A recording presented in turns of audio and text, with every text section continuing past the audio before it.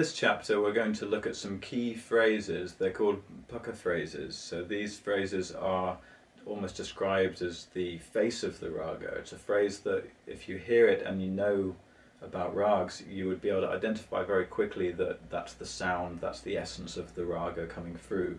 So these are things that you come across them in melodies. There might be a key little phrase in a melody which uses one of these, or it might be just something that's interpreted through your improvisations. You just keep having these special little phrases which help to create the overall atmosphere of the rag, and they're a sort of reference point for other phrases that might expand out of these.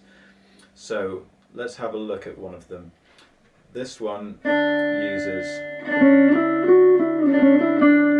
ni re ga re ni re sa. So I'm playing it on the G string. So just the fret notes are 6, 9, and then 11, 9. So 6, 9, 11, 9, and then back to a 6, and then a 9 again, and then 7 to finish.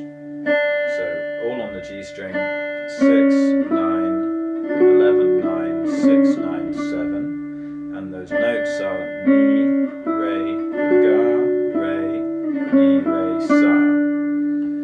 So there it is in that octave. Let's have a look at maybe playing it on the top string, so we can do it at various points of the improvisation. You might play it down here, and then you might build your way up, and then when you're in the higher register you might play the same phrase again.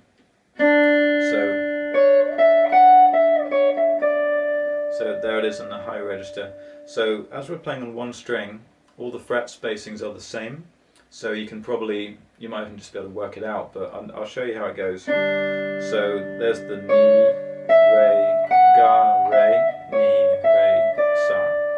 So we have ni at fret 9, there's re at fret 12, and then the ga, re is 14, 12, and then the ni on fret 9 again, 12 is the re, and then finally 10 comes in for sa. So just the numbers again are 9, 12, 14, 12, 9, 12, 10. So ni, re, ga, re, ni, re, sa.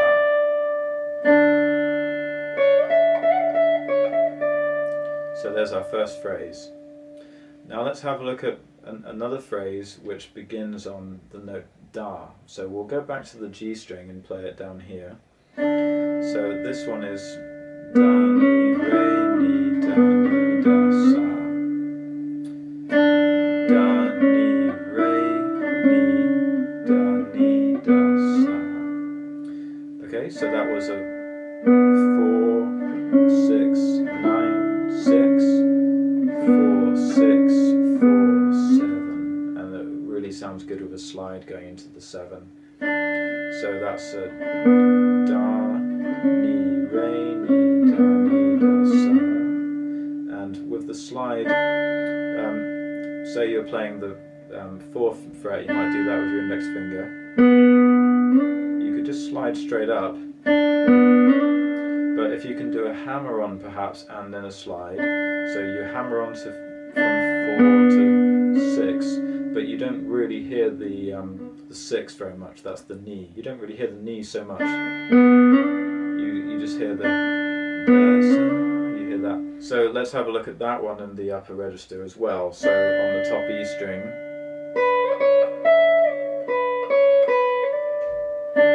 so that's the da, ni, re, ni, da, ni, da, sa.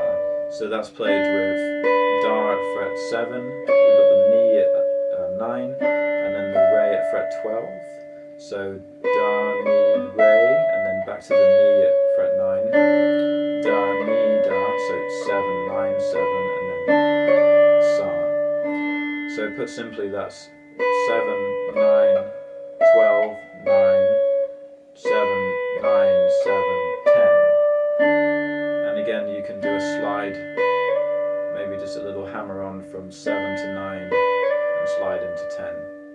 So the next phrase that we're going to look at, it's incorporating something that's very characteristic of Raag Yaman.